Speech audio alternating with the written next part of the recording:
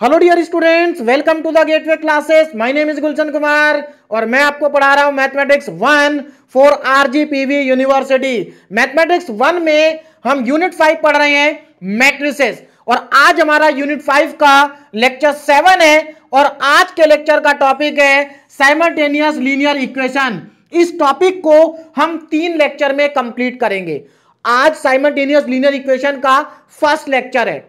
Topic को start करने से पहले मैं आपको बता देता हूं कि अगर आप मैथमेटिक्स 1 को गेटवे क्लासेस से पढ़ते हैं तो गेटवे क्लासेस के यूट्यूब चैनल पर मैथमेटिक्स 1 का फुल सिलेबस फ्री मिलेगा और फुल सिलेबस के टॉपिक वाइज वीडियो लेक्चर मिलेंगे, डीपीपी का सॉल्यूशन मिलेगा, लेक्चर के पीडीएफ नोट्स मिलेंगे और सभी यूनिट के वन शॉट रिवीजन वीडियो मिलेंगे। वीडियो लेक्चर यूट्यूब चैनल पर मिलेंगे और PDF notes gateway classes application पर फ्री मटेरियल के अंदर मिलेंगे। गेटवे क्लासेस एप्लीकेशन सभी प्लेटफॉर्म पर अवेलेबल है, जैसे कि play store, app store and desktop app. अगर आपने गेटवे क्लासेस एप्लीकेशन को डाउनलोड नहीं किया है तो एप्लीकेशन को डाउनलोड कर लें। एप्लीकेशन का लिंक आपको वीडियो के डिस्क्रिप्शन में दिया गया है। अब टॉपिक को स्टार्ट करते हैं और आज के लेक्चर का टॉपिक है साइमल्टेनियस लीनियर इक्वेशन। इसका मतलब है कि आज के लेक्चर में हम साइमल्टेनियस लीनियर इक्वेशन को सॉल्व करना सीखेंगे। अगर आप अपने सिलेबस को देखें तो सिलेबस में लिखा है solution of simultaneous linear equation by elementary transformation. मतलब आपको साइमल्टेनियस लीनियर इक्वेशन को सॉल्व करना है एलिमेंट्री ट्रांसफॉर्मेशन की हेल्प से। तो पहले साइमल्टेनियस लीनियर इक्वेशन के कॉन्सेप्ट को समझ लेते हैं, इनको सॉल्व करने का जो पूरा प्रोसेस है उसको समझ लेते हैं और उसके बाद हम बहुत सारे क्वेश्चन सॉल्व करेंगे। तो चलिए स्टार्ट करते हैं। साइमल्टेनियस लीनियर इक्वेशन दो टाइप की होती है ना, दो टाइप की। फर्स्ट टाइप है non homogeneous system of linear equation. ये साइमल्टेनियस लीनियर इक्वेशन का फर्स्ट टाइप है, non homogeneous system of linear equation. और सेकंड टाइप है homogeneous system of linear equation. तो सबसे पहले आपको इन दोनों में डिफरेंस पता होना चाहिए। देखिए एक चीज यहां पर ध्यान से समझना, लीनियर इक्वेशन, देखो लीनियर इक्वेशन का मतलब सबको पता है, ऐसी इक्वेशन जिनमें सभी वेरिएबल की पावर 1 होती है। ये भी लीनियर इक्वेशन है और ये भी लीनियर इक्वेशन है। आप यहां पर देख सकते हैं एक्स वाई जेड 3 वेरिएबल हैं और तीनों वेरिएबल की पावर क्या है, 1 है। तो लीनियर इक्वेशन के अंदर जितने भी वेरिएबल होते हैं सबकी पावर 1 होती है। क्लियर है? साइमल्टेनियस का मतलब है कि यहां पर आपको 2 या 2 से ज्यादा लीनियर इक्वेशन दी होंगी और उनको आपको क्या करना है, सॉल्व करना है। क्लियर है? तो सबसे पहले दोनों में डिफरेंस क्या है वो समझ लेते हैं। नॉन होमोजीनियस सिस्टम और होमोजीनियस सिस्टम में क्या डिफरेंस है, डिफरेंस समझना बहुत जरूरी है, इसको समझ लेते हैं। चलिए सबसे पहले बात करते हैं non homogeneous system of linear equation की। अगर आप यहां पर ध्यान दें, मैंने एग्जांपल के लिए यहां पर 3 लीनियर इक्वेशन को लिया है। लीनियर इक्वेशन 3 से ज्यादा भी हो सकती है ना, और यहां पर मैंने हर एक इक्वेशन में 3 वेरिएबल को लिया है। नंबर ऑफ वेरिएबल 3 से ज्यादा भी हो सकते हैं। क्लियर है? अब जरा ध्यान से देखिए, ये हमारी फर्स्ट इक्वेशन है, इसमें क्या है, एक्स आ रहा है, इस टर्म के अंदर भी एक्स आ रहा है, इस टर्म के अंदर भी क्या आ रहा है, सॉरी इसके अंदर एक्स आ रहा है, इसके अंदर वाई आ रहा है और इसके अंदर जेड आ रहा है। मतलब यहां पर तीनों टर्म में वेरिएबल आ रहा है। अगर आप यहां पर देखें राइट हैंड साइड में तो D1 के साथ में कोई वेरिएबल नहीं है, D1 के साथ में कोई वेरिएबल नहीं है। इसका मतलब यह है कि जो D1 है ये कांस्टेंट टर्म है। तो ऐसी टर्म जिसके साथ कोई वेरिएबल ना हो उसको हम कांस्टेंट टर्म कहते हैं। बात समझ में आ रही है?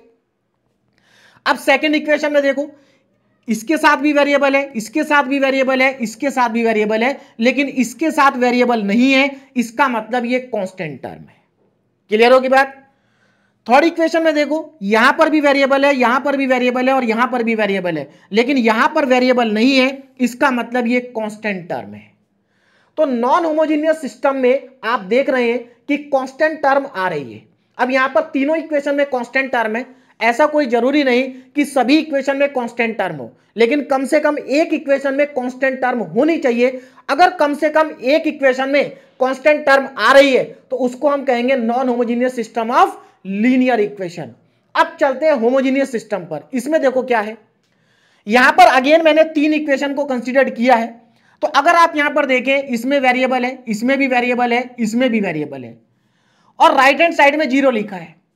कहने का मतलब ये है इस पूरी इक्वेशन में कहीं पर कोई ऐसी टर्म नहीं है जिसके साथ वेरिएबल ना आ रहा हो, सबके साथ वेरिएबल आ रहा है। आप कहेंगे सर आप 0 के साथ नहीं आ रहा, हमें 0 को नहीं कंसीडर करना, क्योंकि 0 के साथ अगर आप किसी को भी मल्टीप्लाई करो वो 0 ही हो जाता है। तो इसका मतलब इस इक्वेशन में कहीं पर भी कोई कांस्टेंट टर्म नहीं है। सेकंड इक्वेशन देखो, यहां पर भी वेरिएबल है, यहां पर भी वेरिएबल है, यहां पर भी वेरिएबल है, इसमें भी कोई कांस्टेंट टर्म नहीं है। इसमें देखो यहां पर भी वेरिएबल है, यहां पर भी वेरिएबल है, यहां पर भी वेरिएबल है, इसमें भी कोई कांस्टेंट टर्म नहीं है। तो ऐसा सिस्टम जिसमें एक भी कांस्टेंट टर्म ना हो उसको कहते हैं homogeneous system of linear equation. और अगर कम से कम एक कांस्टेंट टर्म है तो उसको कहेंगे non homogeneous system of linear equation. और हम इन दोनों ही सिस्टम को सॉल्व करना सीखेंगे इस टॉपिक के अंदर। बात समझ में आ रही? चलिए अब थोड़ा सा आगे बढ़ते हैं, थोड़ा सा और आपको बेसिक कॉन्सेप्ट यहां पर बताता हूं। देखिए जो नॉन होमोजीनियस सिस्टम होता है लीनियर इक्वेशन का, है ना, इस सिस्टम को जब हम सॉल्व करते हैं, है ना, इस सिस्टम को जब हम सॉल्व करते हैं तो यहां पर दो पॉसिबिलिटी होती हैं, या तो ये सिस्टम कंसिस्टेंट होगा या फिर ये सिस्टम इनकंसिस्टेंट होगा। अब इसका क्या मतलब है? देखिए कंसिस्टेंट का मतलब है कि सिस्टम का सॉल्यूशन होगा। देखिए यहां पर मैं जो सिस्टम की बात कर रहा हूं, ये जो 3 इक्वेशन है ना, तो ये एक तरह से इक्वेशन का सिस्टम है। तो अगर इस सिस्टम का सॉल्यूशन है तो इस सिस्टम को हम कंसिस्टेंट कहेंगे, और अगर इस सिस्टम का सॉल्यूशन नहीं है तो उसको हम कहेंगे इनकंसिस्टेंट। तो इनकंसिस्टेंट का मतलब होता है नो सॉल्यूशन और कंसिस्टेंट का मतलब होता है सॉल्यूशन। बोलो बात समझ में आ रही है? तो इसका मतलब यह हुआ कि non homogeneous system of linear equation का सॉल्यूशन हो भी सकता है और नहीं भी हो सकता। क्लियर है? चलिए अब अगर सॉल्यूशन है, अगर सिस्टम कंसिस्टेंट है तो इसके दो सॉल्यूशन पॉसिबल हैं भाई, या तो इसका यूनिक सॉल्यूशन होगा या फिर इसका इनफाइनाइट सॉल्यूशन होगा। बोलो बात समझ में आ रही है? इसको आगे चल के और डिटेल में समझेंगे। फिलहाल आपको इतना पता होना चाहिए कि जब हम नॉन होमोजेनियस सिस्टम को सॉल्व करते हैं तो वो कंसिस्टेंट भी हो सकता है और इनकंसिस्टेंट भी हो सकता है। इनकंसिस्टेंट का मतलब नो सॉल्यूशन, कंसिस्टेंट का मतलब सॉल्यूशन एग्जिस्ट करता है। और सॉल्यूशन अगर एग्जिस्ट करेगा तो वो यूनिक भी हो सकता है और इनफाइनाइट भी हो सकता है। अब बात करते हैं homogeneous system of linear equation की। देखिए जो होमोजेनियस सिस्टम होता है ये कभी भी इनकंसिस्टेंट नहीं होता, मतलब इसका सॉल्यूशन हमेशा होगा। दिस इज ऑलवेज कंसिस्टेंट, ये हमेशा कंसिस्टेंट होता है, इसका सॉल्यूशन हमेशा एग्जिस्ट करता है, इसमें नो सॉल्यूशन कभी आएगा ही नहीं। बात समझ में आ गई? चलिए तो ये हमेशा क्या रहेगा? कंसिस्टेंट रहेगा। अब आज के लेक्चर में, आज हमारा लेक्चर नंबर 7 है, तो लेक्चर नंबर 7 में और लेक्चर नंबर 8 में, लेक्चर नंबर 7 और लेक्चर नंबर 8 में हम non homogeneous system of linear equation को सॉल्व करना सीखेंगे। और लेक्चर नंबर 9 में हम homogeneous system of linear equation को सॉल्व करना सीखेंगे। तो इस पूरे टॉपिक को हम एकदम बेसिक से स्टार्ट करेंगे और इसके अंदर जितने भी इंपॉर्टेंट क्वेश्चन है सारे इंपॉर्टेंट क्वेश्चन सॉल्व करेंगे। आरजीपीवी यूनिवर्सिटी में जितने भी क्वेश्चन पूछे गए हैं लास्ट 10 इयर्स में, वो सभी क्वेश्चन हम यहां पर सॉल्व करेंगे। बस आपको क्या करना है? पूरा लेक्चर अटेंड करना है और क्वेश्चन को अपने आप सॉल्व करके देखना है। क्लियर है? आगे बढ़ते हैं। तो अब हम स्टार्ट करने जा रहे हैं non homogeneous system of linear equation. तो देखो मैंने यहां पर non homogeneous system of linear equation को लिख लिया है। ये हमारा क्या है? Non homogeneous system of linear equation है। अब मान लीजिए आपके एग्जाम में कोई क्वेश्चन आता है और उस क्वेश्चन के अंदर इस तरह से आपको 3 इक्वेशन गिवन होती है और आपको क्या करना है? इन तीनों को सॉल्व करना है। तो आप क्या करेंगे? अब जरा प्रोसेस को समझिए, इक्वेशन को सॉल्व करने का प्रोसेस क्या होगा, ध्यान दीजिएगा। देखिए सबसे पहले आपको क्या करना है? जो आपको ये इक्वेशन दी गई है इनको आपको मैट्रिक्स फॉर्म में लिखना है। किस में लिखना है? मैट्रिक्स फॉर्म में। तो यहां पर मैं सबसे पहले लिखूंगा इन मैट्रिक्स फॉर्म, इन मैट्रिक्स फॉर्म। इनको आपको मैट्रिक्स फॉर्म में लिखना है।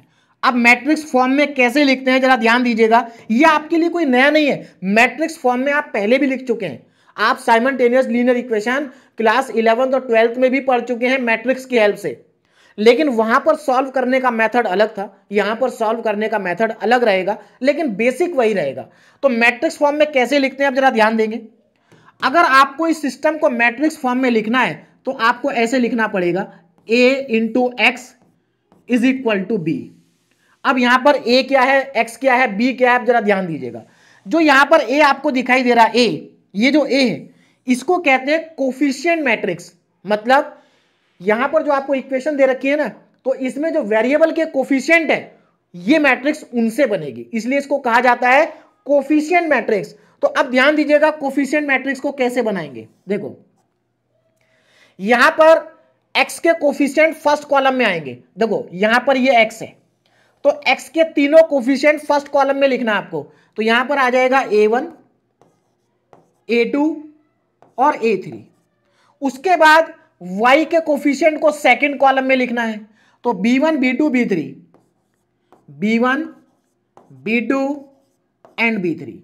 उसके बाद z के कोफिशिएंट को थर्ड कॉलम में लिखना है, c1, c2, c3।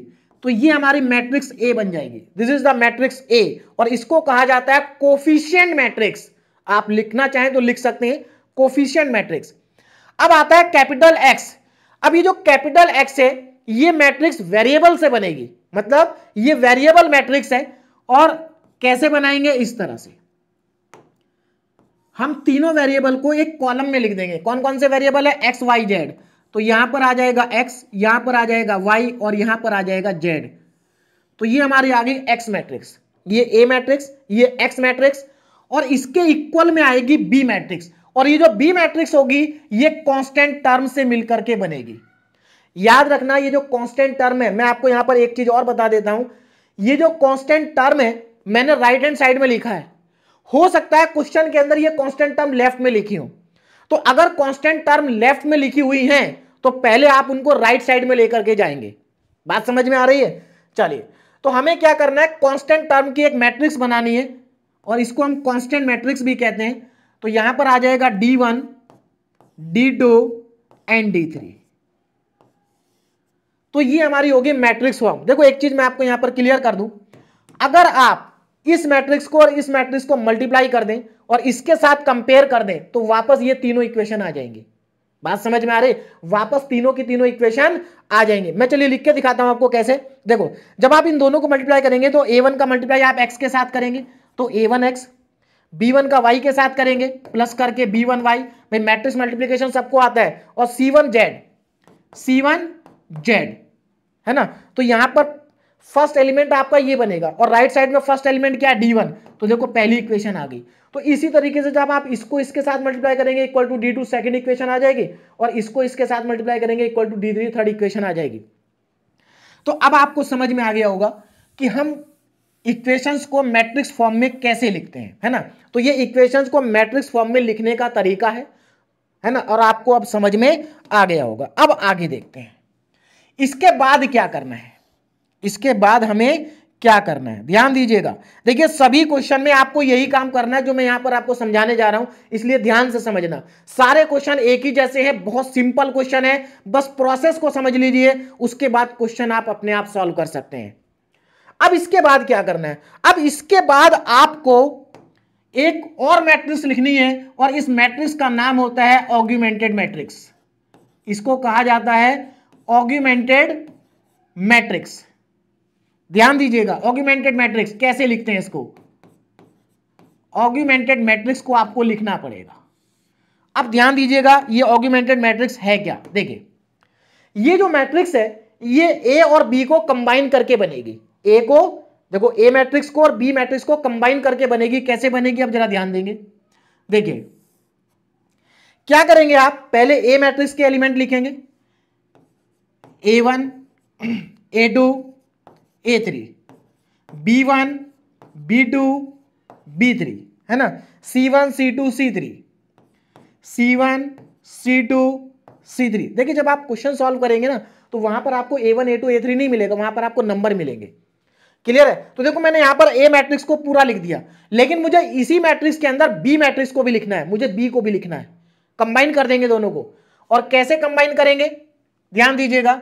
यहां पर देखो इस तरह से हम सेमीकोलन लगा देंगे, या फिर आप लाइन भी खींच सकते हैं, है ना। और इसके बाद हम क्या लिखेंगे, d1। क्या लिखेंगे, d1 लिखेंगे। उसके बाद यहां पर अगेन हम सेमीकोलन लगाएंगे और यहां पर d2 लिखेंगे, यहां पर सेमीकोलन लगाएंगे और d3 लिखेंगे। तो ये लिखने का तरीका है। आप चाहें तो यहां पर स्ट्रेट लाइन भी खींच सकते हैं। बोलो बात समझ में आ रही। इस मैट्रिक्स को कहा जाता है ऑग्यूमेंटेड मैट्रिक्स, और इस मैट्रिक्स को रिप्रेजेंट कैसे करते हैं, ऐसे पहले आप ए लिखेंगे और उसके बाद सेमीकोलन लगाएंगे और उसके बाद बी लिखेंगे। बोलो बात समझ में आ रही है। मैंने इसको राइट साइड में लिख दिया, आप इसको लेफ्ट में लिखना और मैट्रिक्स को राइट में लिखना। बोलो बात समझ में आ रही है। तो ये है ऑग्यूमेंटेड मैट्रिक्स, इसको कहा जाता है ऑग्यूमेंटेड मैट्रिक्स। अब आपको करना क्या है, देखो सबसे पहले तो आपको ये पता होना चाहिए कि जो ये वाला पार्ट है ये हमारी ए मैट्रिक्स है, कोफिशिएंट मैट्रिक्स, और ये वाला जो पार्ट है ये हमारी बी मैट्रिक्स है, मतलब कॉलम मैट्रिक्स। ये दोनों अलग अलग मैट्रिक्स हैं, हमने दोनों को क्या कर दिया, कंबाइन कर दिया। ठीक है, अब इसके बाद क्या करना है, देखो यहां तक के स्टेप समझ में आ गए होंगे। अब इसके बाद क्या करना होगा, देखो इसके बाद आपको इस मैट्रिक्स को इक्लियन फॉर्म में कन्वर्ट करना है। ध्यान दीजिएगा, कन्वर्ट टू, देखो इसके बाद आपको क्या करना है, इसको इक्लियन फॉर्म में कन्वर्ट करना है। कन्वर्ट टू इक्लियन फॉर्म, इस मैट्रिक्स को इक्लियन फॉर्म में कन्वर्ट करना है। कौन सी मैट्रिक्स को, ऑग्यूमेंटेड मैट्रिक्स को। अब इक्लियन फॉर्म में कैसे कन्वर्ट करते हैं ये हम बहुत डिटेल में पढ़ चुके हैं जब हम रैंक कैलकुलेट कर रहे थे। तो हमें क्या करना होगा, इस मैट्रिक्स को इक्लियन फॉर्म में कन्वर्ट करना होगा। जैसे ये तीनों डायगोनल एलिमेंट है, तो इन तीनों के नीचे जो एलिमेंट आएंगे उन सबको जीरो बना देंगे। तो इन सबको जब जीरो बनाएंगे तो ये इक्लियन फॉर्म में क्या हो जाएगा, कन्वर्ट हो जाएगा। और जब ये इक्लियन फॉर्म में कन्वर्ट हो जाएगा तो उसके बाद हमें क्या करना है, देखिए इसको इक्लियन फॉर्म में कन्वर्ट करने के बाद हम क्या करेंगे, इक्लियन फॉर्म में कन्वर्ट करने के बाद हम यहां से ए की रैंक देखेंगे कितनी है, मैट्रिक्स ए की रैंक। और ध्यान रखना, मैट्रिक्स ए की रैंक जब आप चेक करेंगे तो केवल इतने पार्ट में चेक करेंगे। तो आपको मैट्रिक्स ए की रैंक को चेक करना है और जो भी रैंक आएगी उसको यहां लिखेंगे। उसके बाद आप ऑग्यूमेंटेड मैट्रिक्स की रैंक को चेक करेंगे। ऑग्यूमेंटेड मैट्रिक्स, देखो दोनों की रैंक सेम भी हो सकती है, दोनों की रैंक अलग अलग भी हो सकती है। जब आप ए की रैंक को चेक करेंगे, देखो रैंक कैसे पता चलती है, जब आप मैट्रिक्स को इक्लियन फॉर्म में कन्वर्ट कर देते हैं तो आपको क्या देखना होता है, नंबर ऑफ नॉन जीरो रो। जितनी नॉन जीरो रो होती है उतनी ही आपकी रैंक होती है। तो पहले आप ए मैट्रिक्स की रैंक देखेंगे कितनी है, उसके बाद आप पूरी मैट्रिक्स की रैंक देखेंगे कितनी है, और दोनों की रैंक जो भी आएगी वो यहां पर लिख देंगे। अब इन दोनों की रैंक ये डिसाइड करेगी कि इस सिस्टम का जो सॉल्यूशन है, सिस्टम का जो सॉल्यूशन है वो कंसिस्टेंट है या इनकंसिस्टेंट है। मतलब सिस्टम कंसिस्टेंट है या इनकंसिस्टेंट है, वो रैंक से पता चलेगा। अब कैसे पता चलेगा, अब इसके लिए आपको बस ये छोटा सा सिंपल सा चार्ट याद रखना है। अब जरा ध्यान से समझना, बहुत इंपॉर्टेंट है ये आपके लिए। देखिए नॉन होमोजेनियस लीनियर इक्वेशन, तो सबसे पहले देखो नॉन होमोजेनियस लीनियर इक्वेशन को हम ax इक्वल टू बी की फॉर्म में लिखते हैं। तो आपको करना क्या है, देखो इस स्टेप के बाद आपको क्या करना है, जरा ध्यान से देखना। ऑग्यूमेंटेड मैट्रिक्स आपके आगे, आपने इसको इक्लियन फॉर्म में कन्वर्ट कर दिया। आपको ए और ए की रैंक फाइंड करनी है और ऑग्यूमेंटेड मैट्रिक्स की रैंक फाइंड करनी है। तो आपको ए की रैंक फाइंड करनी है और ऑग्यूमेंटेड मैट्रिक्स की रैंक को फाइंड करना है। अब मान लीजिए आपने रैंक फाइंड कर ली है, रैंक को आपने कैलकुलेट कर लिया है, तो अब यहां पर दो पॉसिबिलिटी है, दो केस यहां पर बन सकते हैं। एक केस तो ये है कि दोनों की रैंक अलग अलग हो, मतलब ए की रैंक और ए बी की जो रैंक है वो अलग अलग है, दोनों की रैंक बराबर नहीं है। देखो यहां पर लिखा नॉट इक्वल। अगर दोनों की रैंक नॉट इक्वल है, मतलब दोनों बराबर नहीं है, तो सिस्टम इनकंसिस्टेंट होगा। इनकंसिस्टेंट का मतलब है no solution, no solution, system का कोई सॉल्यूशन नहीं होगा। और आप सीधे लिख देंगे the given system is inconsistent and has no solution. कोई सॉल्यूशन नहीं है, क्वेश्चन वहीं पर खत्म हो जाएगा। बात समझ में आ गई। लेकिन दूसरा केस क्या बन सकता है कि दोनों की रैंक बराबर आ जाए। भाई ये भी तो पॉसिबिलिटी है कि दोनों की रैंक बराबर आ जाए। अब अगर दोनों की रैंक बराबर है तो सिस्टम कंसिस्टेंट होगा। सिस्टम कंसिस्टेंट होने का मतलब है कि सॉल्यूशन एग्जिस्ट करेगा, सॉल्यूशन एग्जिस्ट करेगा, सॉल्यूशन एग्जिस्ट। बोलो बात समझ में आ रही है। अगर रैंक बराबर है तो सिस्टम कंसिस्टेंट होगा और उस सिस्टम का सॉल्यूशन एग्जिस्ट करेगा।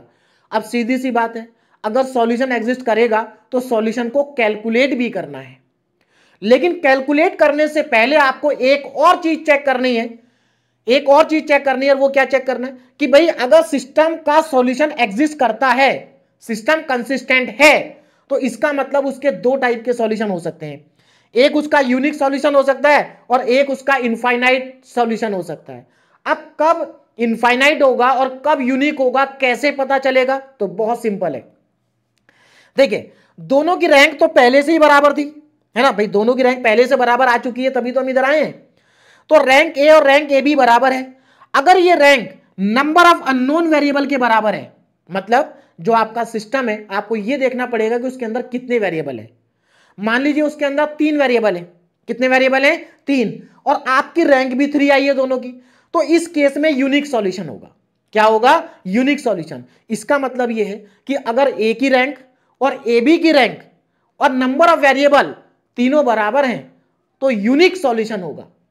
बात समझ में आ रही है? लेकिन देखो, रैंक तो बराबर है लेकिन नंबर ऑफ वेरिएबल ज्यादा है। मान लीजिए किसी सिस्टम में 3 वेरिएबल है, लेकिन ए की रैंक और ए बी की जो रैंक आई है वो 2-2 आई है। दोनों की रैंक बराबर है लेकिन दोनों की 2-2 है, लेकिन नंबर ऑफ वेरिएबल कितने? 3। तो इस केस में उस सिस्टम का सॉल्यूशन इनफाइनाइट होगा।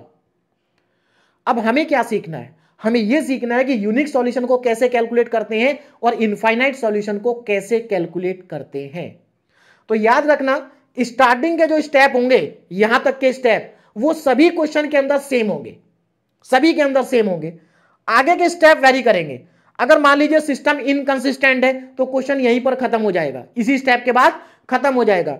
लेकिन अगर यूनिक सॉल्यूशन है तो यूनिक सॉल्यूशन में हम आगे बढ़ेंगे और यूनिक सॉल्यूशन को कैलकुलेट करेंगे।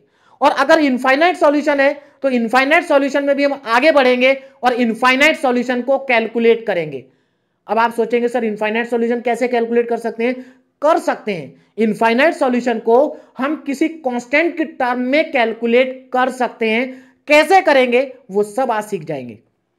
क्लियर है? चलिए, तो अब मैंने आपको पूरा प्रोसेस समझा दिया है साइमल्टेनियस लीनियर इक्वेशन को सॉल्व करने का। लेकिन यह प्रोसेस आपको 100% तब समझ में आएगा जब आप इसके ऊपर बेस्ड क्वेश्चन सॉल्व करेंगे। तो चलिए क्वेश्चन स्टार्ट करते हैं और जो प्रोसेस मैंने आपको समझाया है उस प्रोसेस को यहां पर अप्लाई करते हैं। पहला क्वेश्चन हमारे पास आ गया, examine the consistency of the system. मतलब हमें यहां पर 3 लीनियर इक्वेशन का सिस्टम दे रखा है। हमें क्या चेक करना है? हमें यह एग्जामिन करना है कि examine the consistency of the system. इस सिस्टम की कंसिस्टेंसी को हमें चेक करना है, एक तरह से एग्जामिन करना है of the system of the following equation. और अगर सिस्टम कंसिस्टेंट है तो हमें इसको सॉल्व करना है। भाई सीधी सी बात है, अगर सिस्टम कंसिस्टेंट होगा तो सॉल्व करेंगे, और अगर सिस्टम इनकंसिस्टेंट होगा तो वहीं पर लिख देंगे सिस्टम इनकंसिस्टेंट है और इसका सॉल्यूशन एग्जिस्ट नहीं करता। क्लियर है? चलिए स्टार्ट करते हैं क्वेश्चन को। तो सबसे पहले क्या करेंगे, ध्यान दीजिएगा। सबसे पहले आप इन तीनों इक्वेशन को लिखेंगे, है ना। तो मैं यहां पर तीनों इक्वेशन को लिख लेता हूं। और तीनों इक्वेशन को कैसे लिखेंगे ध्यान दीजिएगा। सबसे पहले equation number 1, x + y + z = 3, ये हमारी फर्स्ट इक्वेशन। अब इसी के ठीक नीचे मैं सेकंड इक्वेशन लिखूंगा। x के नीचे x लिखेंगे। देखिए ये बहुत इंपॉर्टेंट है, x के नीचे x लिखना। y के नीचे आपको y को लिखना है, तो x + 2y प्लस z के नीचे z को लिखेंगे, तो 3z = 4। और आगे जाएंगे, अब थर्ड इक्वेशन लिखेंगे, x + 4y + 9z = 9z = 6। तो ये 3 इक्वेशन है। तो जब आप 3 इक्वेशन को लिखेंगे तो ध्यान रखना 3 इक्वेशन हो, 4 इक्वेशन हो, आपको हमेशा x के नीचे x, y के नीचे y और z के नीचे z लिखना है। अगर मान लीजिए बाई चांस किसी इक्वेशन में y की टर्म नहीं दे रखी है तो क्या करेंगे? मान लो इसमें ये y की जगह यहां y, ये 2y नहीं होता तो क्या करते? तो हम क्या करते, हम यहां पर 0y लिख देते। हम y को लिखेंगे जरूर, बस 0 कोफिशिएंट के साथ लिखेंगे, है ना। चलिए अब आगे देखो करना क्या है ना। और देखो ये क्वेश्चन बहुत इंपॉर्टेंट है। इस टाइप के ही क्वेश्चन यूनिवर्सिटी एग्जाम में पूछे जाते हैं। और इस टॉपिक के जितने भी टाइप के क्वेश्चन है, हर एक टाइप का क्वेश्चन ऑलरेडी यूनिवर्सिटी एग्जाम में आ चुका है। और मैं हर एक टाइप का क्वेश्चन आपको आज सॉल्व कराने वाला हूं, आज के लेक्चर में और नेक्स्ट लेक्चर में। और ये क्वेश्चन आपका आरजीपीवी यूनिवर्सिटी में 2022 में पूछा जा चुका है। चलिए अब देखिए करना क्या है। अब बिल्कुल जो प्रोसेस मैंने आपको बताया था उसको फॉलो करेंगे। पहले मैट्रिक्स फॉर्म में लिखेंगे, उसके बाद ऑग्यूमेंटेड मैट्रिक्स लिखेंगे और उसके बाद उसको इक्लियन फॉर्म में कन्वर्ट कर देंगे। चलिए करते हैं। तो क्या करना है, इसको मैट्रिक्स फॉर्म में लिखना है। तो इन मैट्रिक्स फॉर्म सभी क्वेश्चन के अंदर सेम स्टेप आएंगे। इन मैट्रिक्स फॉर्म, अब जरा ध्यान दो, मैट्रिक्स फॉर्म में लिखने जा रहा हूं। तो यहां पर मैट्रिक्स फॉर्म में लिखेंगे तो कैसे लिखेंगे, ऐसे लिखेंगे ax इक्वल टू में b। ए क्या है, एक कोफिशिएंट मैट्रिक्स है जो कि कोफिशिएंट से बनेगी। तो हम एक कोफिशिएंट मैट्रिक्स बना लेते हैं ए। देखिए जितने भी x के कोफिशिएंट है उनको फर्स्ट कॉलम में लिखेंगे।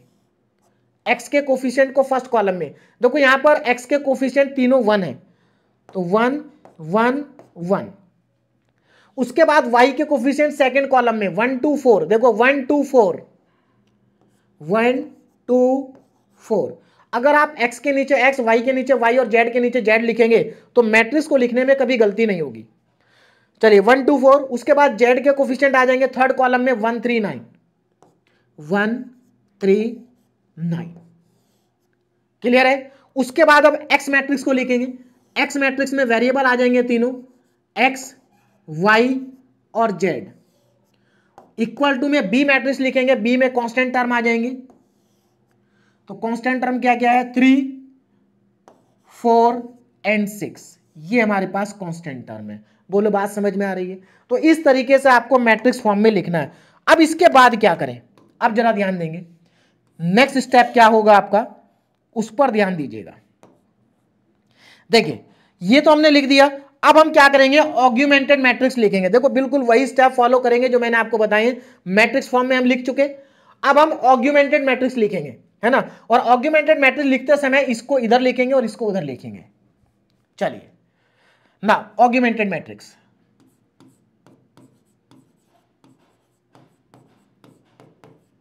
ऑग्यूमेंटेड मैट्रिक्स लिखना आपको आता है तो आप अपने आप लिखें जल्दी से।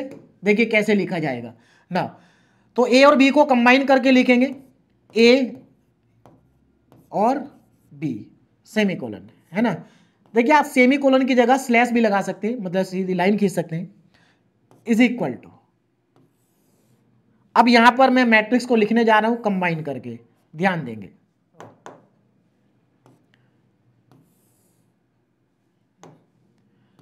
कंबाइन करके मैट्रिक्स को लिख देंगे, ध्यान दीजिएगा। 1 1 1 1 1 1, है ना, 1 1 1। उसके बाद 1 2 4 1 2 4 1 2 4 1 2 4 के बाद 1 2 4 के बाद 1 3 9 1 3 9 1 3 और 9।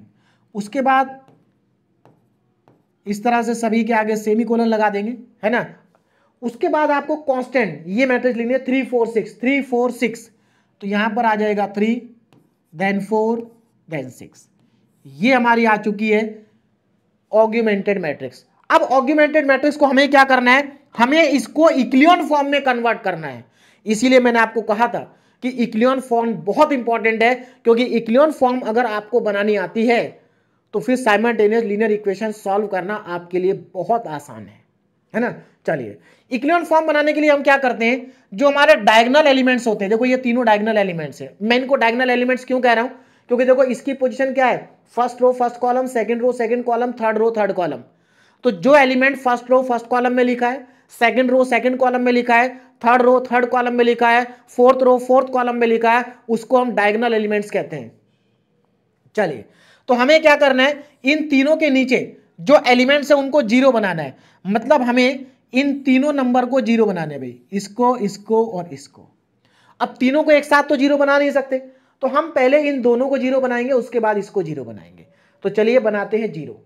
ध्यान दीजिएगा कैसे, देखो इसको जीरो बनाना है और इस 1 की हेल्प से बनाना है। तो सीधी सी बात है, इस 1 में से इसको माइनस कर दो, जीरो बन जाएगा। तो हमारा यहां पर क्या ऑपरेशन लगेगा, R2 में चेंज R2 माइनस R1। देखो हम साइमल्टेनियस लीनियर इक्वेशन को सॉल्व कर रहे हैं एलिमेंट्री ट्रांसफॉर्मेशन की हेल्प से, और यही आपके सिलेबस में दिया भी है। तो R2 में चेंज, R2 माइनस R1 ये 0 बन जाएगा। उसके बाद हम R3 में चेंज करेंगे और R3 में से भी R1 को माइनस कर देंगे तो ये भी 0 बन जाएगा। दोनों स्टेप यहां पर लगा देते हैं। तो अब हमें जो न्यू मैट्रिक्स मिलेगी वो इसके इक्विवेलेंट होगी। तो मैं यहां पर इक्विवेलेंट का सिंबल लगाऊंगा और अब इस मैट्रिक्स को मैं यहां पर लिख देता हूं। ध्यान दीजिएगा, देखिए फर्स्ट रो में कोई चेंज नहीं है, चेंज हमारा R2 और R3 में। तो फर्स्ट रो में क्या क्या एलिमेंट है, 1 1 1 1 और 3। सेकेंड रो इसमें से देखो डायरेक्ट कर सकते हैं, 1 माइनस 1 0, 1 माइनस 1 क्या हो जाएगा, 0 हो जाएगा भाई। 2 माइनस 1 1 हो जाएगा, 3 माइनस 1 2 आ जाएगा, 4 माइनस 3 1 आ जाएगा। समझ में आ रहा है, बहुत सिंपल है। 1 माइनस 1 0, 2 माइनस 1 1, 3 माइनस 1 2, 4 माइनस 3 1। अब R3 में से R1 को माइनस करो, ये R3 है ये R1 है, तो 1 माइनस 1 0, 4 माइनस 1 3, 9 माइनस 1 8 और 6 माइनस 3 3। तो यहां तक सभी स्टूडेंट को समझ में आ रहा होगा कि हम कैसे इसमें एलिमेंट्री ट्रांसफॉर्मेशन को अप्लाई कर रहे हैं। अब आगे बढ़ते हैं, नेक्स्ट स्टेप देखिए क्या होगा अब हमारा, है ना। अब हमें किसको 0 बनाना है, हमें अब इसको 0 बनाना है क्योंकि ये हमारा डायगोनल है और इसके नीचे अब ये बचा, इसको 0 बनाना है। किसकी हेल्प से बनाना है, इस 1 की हेल्प से बनाना है। कैसे बनाएंगे, सिंपल है, देखो ये 3 है तो 3 में से 3 को माइनस करना पड़ेगा तब 0 बनेगा। तो हम इसको 3 बनाएंगे और इसको 3 बनाने का मतलब है 3R2। तो हम यहां पर R3 में चेंज करेंगे, R3 में चेंज करेंगे और क्या चेंज करेंगे, R3 में change R3 minus 3 times of R2, R3 में change R3 minus 3 times of R2। चलिए, तो अब हमें इक्विवेलेंट मैट्रिक्स मिल जाएगी। अब जरा ध्यान देंगे इक्विवेलेंट मैट्रिक्स क्या आएगी। देखो R3 में चेंज करना, R1 में कोई चेंज नहीं है तो 1 1 1 सेमीकोलन आ जाएगा यहां पर, 1 1 1 और 3, ठीक है।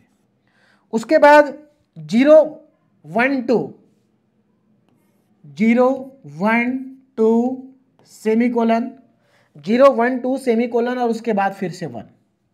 नाउ 0 3 8, 0 3 8 और 8 के बाद क्या है 3, सॉरी हमें तो ऑपरेशन लगाना है ना। हाँ देखो हमें क्या करना, R3 में से 3R2 को माइनस करना है, तो ये तो 0 ही आएगा पहला वाला। तो अब यहां देखो 3 माइनस 3 हो जाएगा। चलिए मैं लिख करके दिखाता हूं, 0 3 8, 0 3 8 3 ये नंबर है हमारे R3 में। हमें इसमें से माइनस करना 3R2, तो इस R2 को 3 से मल्टीप्लाई करके इसके नीचे लिखेंगे। तो 0 3 1 जा 3, 3 2 जा 6, 3 इंटू 1, तो कितना आ जाएगा, साइन चेंज कर दो, माइनस करना है तो ये 0 ये 0 ये 2 0 0 2 और 0, तो यहां पर लिखेंगे 2 बार 0 2 एंड देन 0। ये हमारे पास आ गया, क्लियर है। अब आप देख सकते हैं हमारे पास इक्लियन फॉर्म बन चुकी है भाई, हमारे पास इक्लियन फॉर्म बन चुकी है। देखो डायगोनल के नीचे के सभी नंबर 0 हो गए, इसका मतलब ये मैट्रिक्स किसमें है, इक्लियन फॉर्म में है। ये क्या है, हमारी इक्लियन फॉर्म मैट्रिक्स अब हमारी इक्लियन फॉर्म में कन्वर्ट हो चुकी है, इक्लियन फॉर्म। अब क्या करें, इक्लियन फॉर्म तो आ गई हमारे पास। अब जरा ध्यान से देखो, ये वाली जो मैट्रिक्स है ये मैट्रिक्स ए है, क्या है ये, ए मैट्रिक्स। और पूरी की पूरी जो मैट्रिक्स है वो क्या है, ऑग्यूमेंटेड मैट्रिक्स है, ए बी मैट्रिक्स है। तो अब हमें एक तो हमें ए मैट्रिक्स की रैंक का पता करना है कि ए की रैंक कितनी है, उसके बाद ए बी की रैंक का पता करेंगे। तो अब जरा ध्यान दो, देखो ए बी जो मैट्रिक्स है वो यहां से यहां तक है, सॉरी ए मैट्रिक्स यहां से यहां तक है, आगे तक तो ए बी है।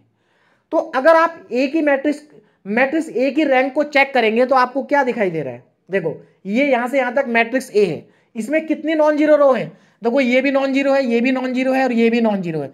इसका मतलब मैट्रिक्स ए की रैंक 3 है, कितनी है 3। अगर बाई चांस ये 0 आ जाता तो इसकी रैंक, ए की रैंक कितनी होती, 2 होती। लेकिन 0 नहीं है, तो इसका मतलब तीनों रो नॉन जीरो है, तो रैंक कितनी हो गई? 3 हो गई। किसकी? ए की।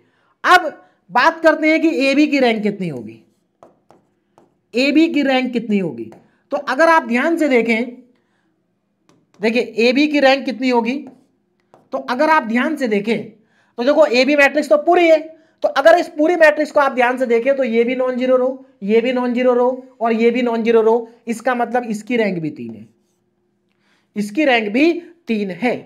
देखो इन दोनों की रैंक अलग अलग कब हो सकती है? अगर मान लीजिए ये नंबर हो जाता 0 और ये नंबर हो जाता आपका कुछ नॉन जीरो नंबर आ जाता, मान लीजिए 1 आ जाता, तो उस केस में क्या होता?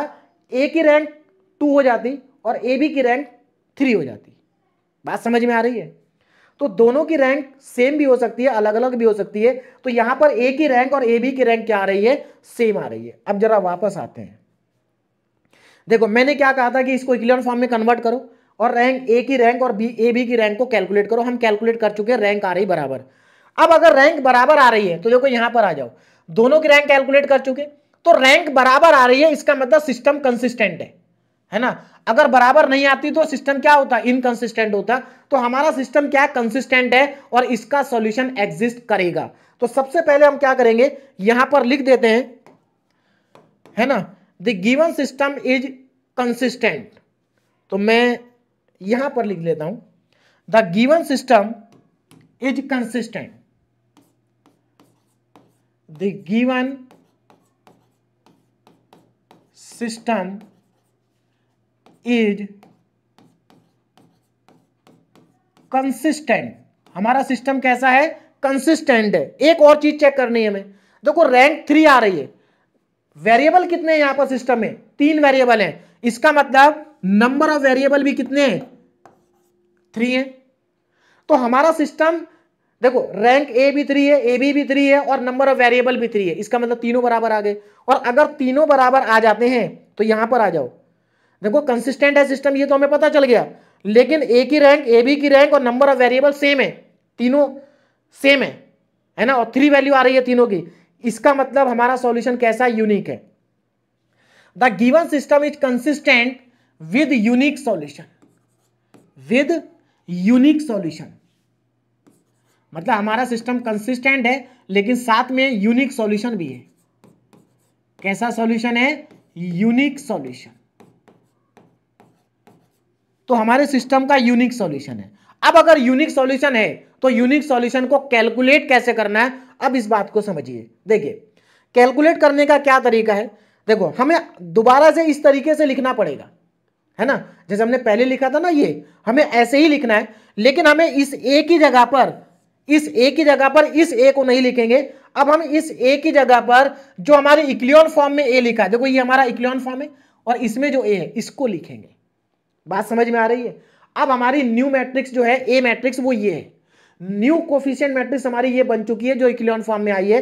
तो अब हम क्या करेंगे, ध्यान दीजिएगा, अब मैं इसको लिखूंगा 1 1 1, देखो ऐसे लिखेंगे 1 1 1।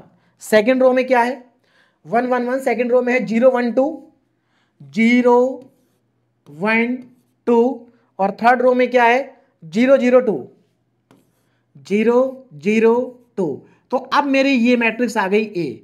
उसके बाद यहां पर मैं वेरिएबल की मैट्रिक्स लिखूंगा x y और z, और उसके बाद राइट साइड में मैं कांस्टेंट मैट्रिक्स लिखूंगा बी मैट्रिक्स। लेकिन याद रखना आपको बी भी यहां से देख के लिखना, देखो ये आपकी बी मैट्रिक्स है ना, इसको मत लिख देना जो स्टार्टिंग में था, इसको नहीं लिखना है। इस ए की जगह पर यहां से ए लिखना है और इस बी की जगह पर यहां से बी लिखना है। क्लियर है? 3 1 0, तो यहां पर आएगा 3 1 0। बस अब क्या करना है, मैट्रिक्स मल्टीप्लीकेशन करना है, सबको आता है मल्टीप्लीकेशन करना।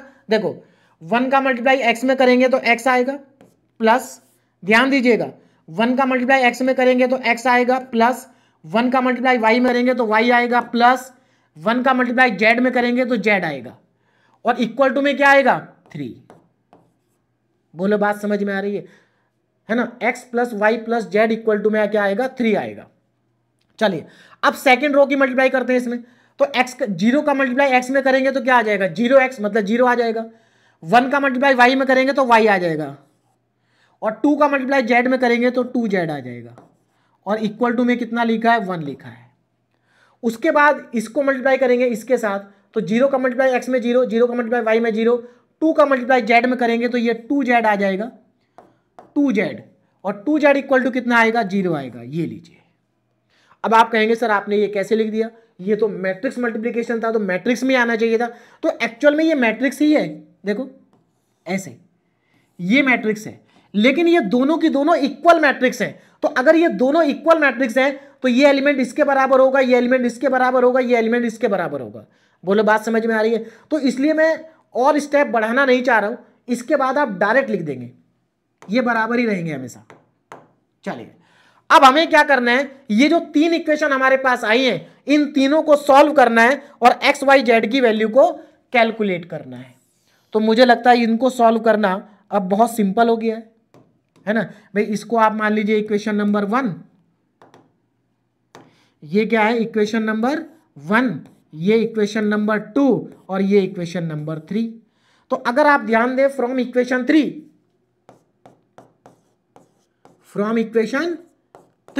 अगर आप इक्वेशन नंबर 3 को चेक करें तो 2z इक्वल टू 0 है, 2z इक्वल टू क्या है 0 है। तो सीधी सी बात है z इक्वल टू क्या हो जाएगा, z इक्वल टू आ जाएगा 0। कितना आएगा 0 आएगा भाई, 2z इक्वल टू 0 है तो z इक्वल टू क्या आ गया 0 आ गया।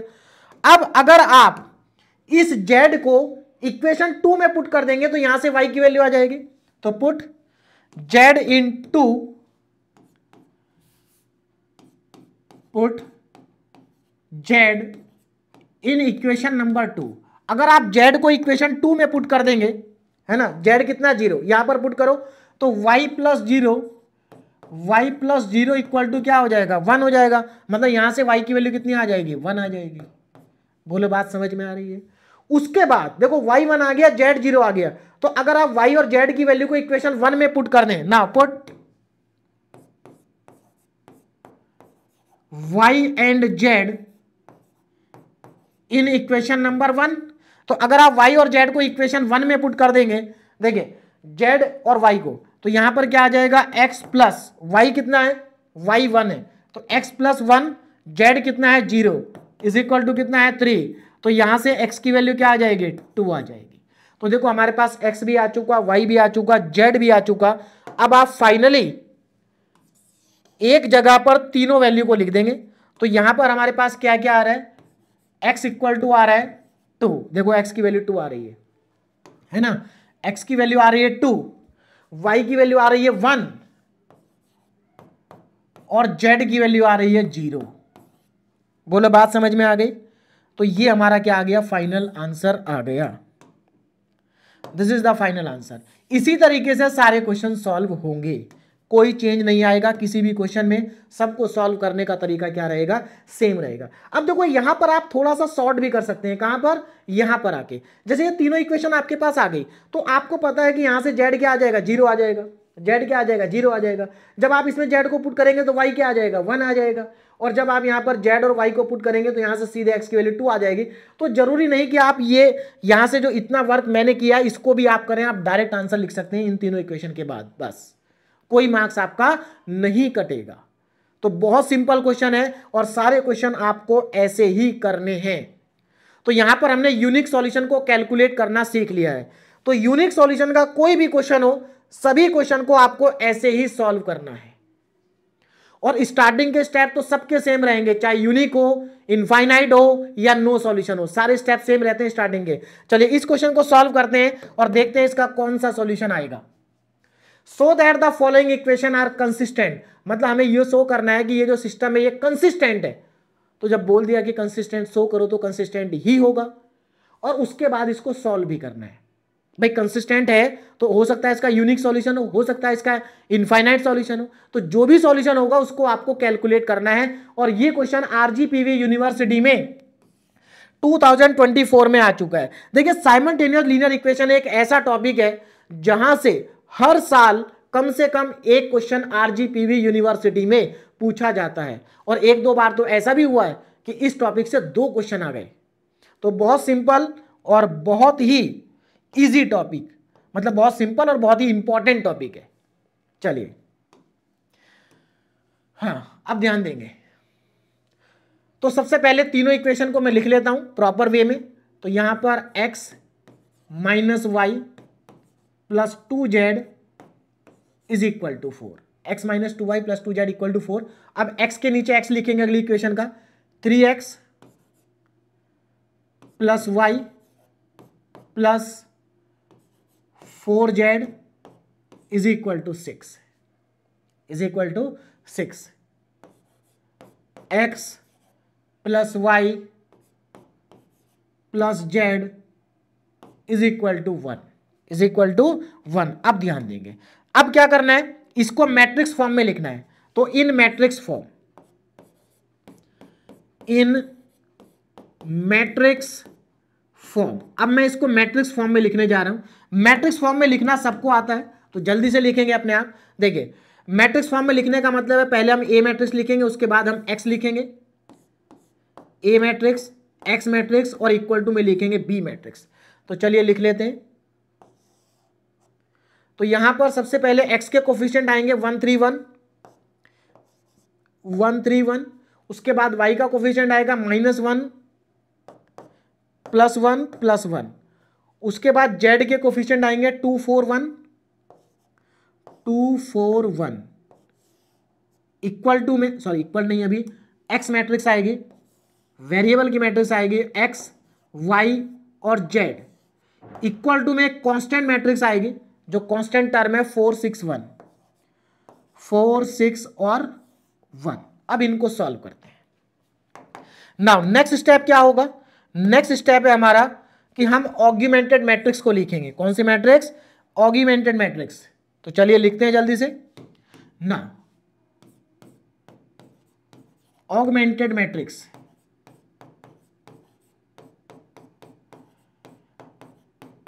तो सबसे पहले क्या करना है, ऑगमेंटेड मैट्रिक्स में यहां पर पहले नोटेशन लिखेंगे ए, इस तरह से हम इसको डिनोट करते हैं, इज इक्वल टू, अब यहां पर मैं लिखने जा रहा हूं ऑगमेंटेड मैट्रिक्स। कुछ नहीं करना होता, ए को और बी को कंबाइन करके लिखना होता है। तो 1 3 1 1 3 1 है ना, 1 3 1 -1 +1 +1। उसके बाद 2 4 1 2 4 1। और अब हम लिखेंगे यहां पर इसके आगे कांस्टेंट मैट्रिक्स। तो इस तरह से दो दो डॉट लगाएंगे और आगे कांस्टेंट मैट्रिक्स लिख देंगे। आप चाहे तो स्ट्रेट लाइन भी खींच सकते हैं। तो 2 के आगे क्या आएगा 4, यहां पर 4 आएगा, यहां पर 6 आएगा, 2 4 6 और 1। ये लीजिए, हमारी ऑगमेंटेड मैट्रिक्स बन करके तैयार हो गई है। अब हमें क्या करना है, इसको इक्लियन फॉर्म में कन्वर्ट करना है। इक्लियन फॉर्म में कन्वर्ट करने का मतलब है कि डायगोनल के नीचे वाले नंबर को 0 करना है, इन तीनों नंबर को 0 बनाना है। तो बहुत आसानी से बना सकते हैं, देखिए कैसे। पहले ऑपरेशन लगाएंगे, इसको 0 बनाएंगे। ये 0 कब बनेगा भाई, जब 3 में से 3 को माइनस करेंगे। तो हमें यहां पर 3 बनाना है। तो कैसे बनेगा, देखो R2 में चेंज, R2 में change R2 - 3 times of R1। मतलब आप R2 में से 3 टाइम्स ऑफ R1 माइनस कर दीजिए, यहां पर 0 बन जाएगा। अब इसको 0 बनाना है इसकी हेल्प से, तो ये तो सीधे बनेगा R3 - R1। तो R3 में चेंज R3 - R1। बस ये दो स्टेप आपको यहां पर, दो ट्रांसफॉर्मेशन आपको लगाने हैं और ये दोनों 0 बन जाएंगे। तो चलिए बनाते हैं। तो हमारे पास न्यू इक्विवेलेंट मैट्रिक्स आ जाएगी जो ए बी के इक्विवेलेंट होगी। तो R2 में चेंज करना, R1 में कोई चेंज नहीं है, 1 -1 2 4, 2 के बाद 4, 1 -1 2 4 3 1। अच्छा इसमें चेंज है, हाँ देखो R2 में चेंज करना है तो मैं R2 रो को इधर लिख लेता हूं, 3 1 4 और 6, 3 1 4 6। इसमें से क्या माइनस करना है, 3R1। तो इसको 3 से मल्टीप्लाई करके इसके नीचे लिखेंगे, 3 -3 6 और 3 4 जा 12। अब क्योंकि माइनस करना है तो साइन चेंज कर दीजिए, माइनस माइनस, ये 0 4 -2 -6। तो 0 यहां पर आएगा 0 4 -2 और माइनस का 6। क्लियर है। और आगे चलते हैं। अब हमें क्या करना है, R3 में से R1 को माइनस करना है, तो ये तो डायरेक्ट कर सकते हैं, 1 माइनस 1 0, 1 में से माइनस करेंगे -1 को तो प्लस हो जाएगा, मतलब 2 आएगा, 1 में से 2 को माइनस करेंगे तो -1 आएगा,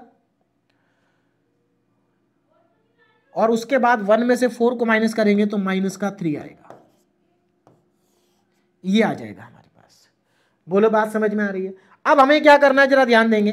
देखो अब मुझे क्या करना है, इसको 0 बनाना है। तो इसको 0 कैसे बनाएं, है ना, इसको 0 कैसे बनाएं, तो ध्यान दीजिएगा कैसे बनाएंगे। बहुत सिंपल है 0 बनाना। देखिए यहां पर आपको 2 दिखाई दे रहा है, क्या दिखाई दे रहा है, 2, और यहां पर 4। हमें इस 2 को 0 बनाना है। और अगर आप इस रो में ध्यान से देखें तो यहां पर ये भी 2 से अगर मैं इसको डिवाइड करूं 2 आएगा, ये 1 आएगा, ये 3 आएगा, मतलब फ्रैक्शन नहीं आ रहा।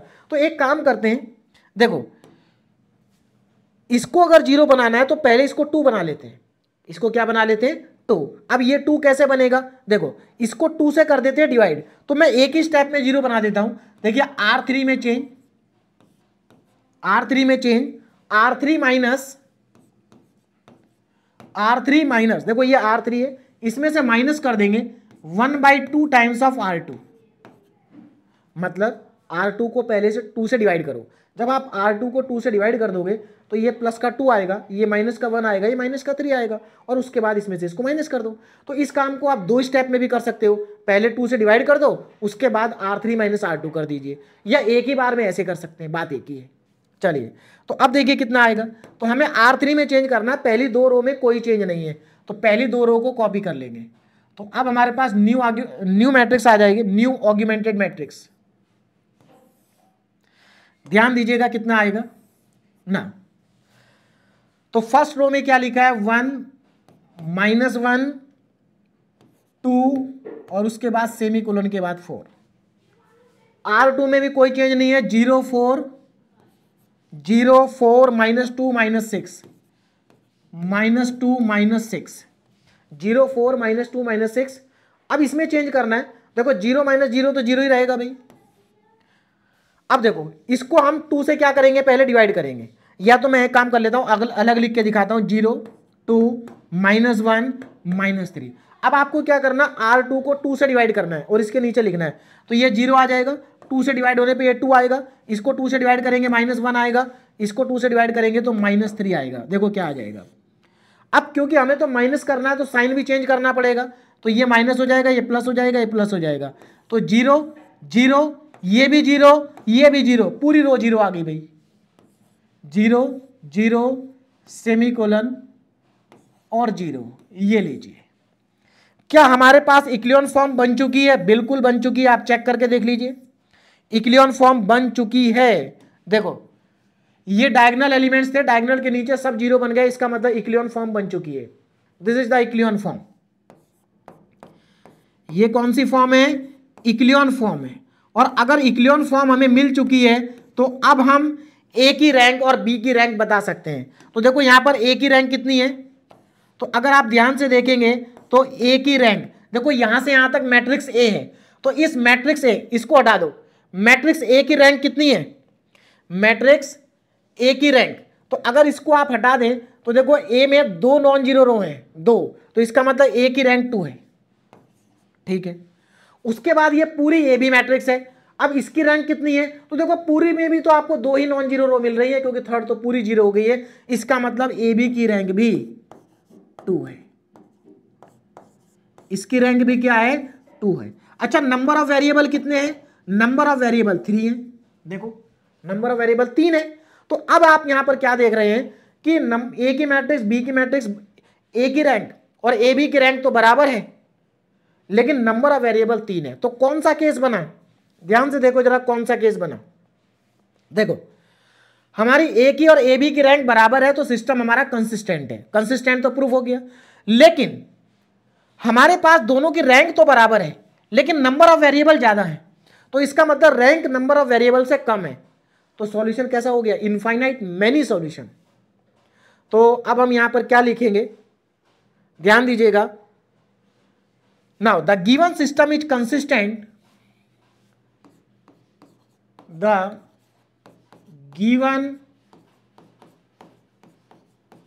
सिस्टम इज कंसिस्टेंट, हमारा जो गिवन सिस्टम है वो कंसिस्टेंट है ना, विद